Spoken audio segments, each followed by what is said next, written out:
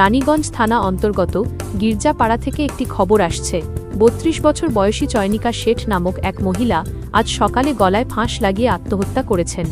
বলা হচ্ছে যে চয়নিকা শেঠ এবং তার মা গির্জাপাড়ায় তাদের নিজস্ব বাসস্থানে থাকতেন। তিনি একজন বিবাহবিচ্ছিন্না মহিলা ছিলেন এবং শালতোড়া বিএড কলেজে কর্মরত ছিলেন। আজ সকালে যখন স্থানীয় মানুষজন তার ঘরের দরজা বন্ধ দেখেন, তখন তারা সেটি খোলার চেষ্টা করেন। ভেতর থেকে কোনো সাড়াশব্দ না মেলায় আশেপাশের মানুষজন দরজা ভাঙেন এবং দেখতে পান যে তিনি আত্মহত্যা করেছেন। রানীগঞ্জ পুলিশ মৃতদেহটি উদ্ধার করে স্থানীয় সরকারি হাসপাতালে নিয়ে গেলে চিকিৎসকেরা তাকে মৃত বলে ঘোষণা করেন। মৃতদেহটি ময়নাতদন্তের পোস্টমর্টেম জন্য আসানসোল জেলা হাসপাতালে পাঠানো হবে।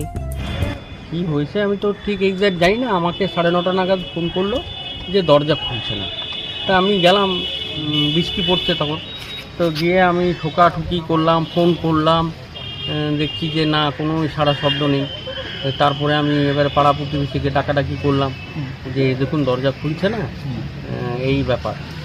আর ও মা আর মেয়ে ছাড়া তো কেউ থাকে না। তারপর দরজাটা এসে কারা খুললো? দরজাটা পাড়ার লোকেরাই ভাঙলো। কি দেখলেন? লোহার ভিতরে আমি আর ঢুকিনি।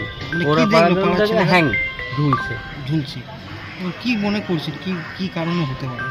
কারণে হতে পারে সেটা তো কিছু বলা মুশকিল। শুনুন, আর আজকালকার দিনে সবাই ডোর স্টেপ মানুষ, সবাই ঘরের মধ্যে থাকে। আমি তো ডিউটি বেরিয়ে যেতাম, আর নেহাত আমার বৃষ্টি পড়ছিল বলেই আমি বেরোলাম না। কি নাম ছিল? চয়নিকা শেঠ। মানে কত বয়স? কত হবে? 32 এরকম হবে। 31। কি করতেন উনি? উনি net qualified, master degree, MBA এবং PhD ডক্টরেটও করেছেন। মানে উনি এই ধরনের একটা ঘটনা ঘটালো, কি কিছু কিছু ভাবছেন আপনারা? না, আমি ঠিক ভাবতে পারছি না। আমার তো খুব অবাক লাগছে ব্যাপারটা।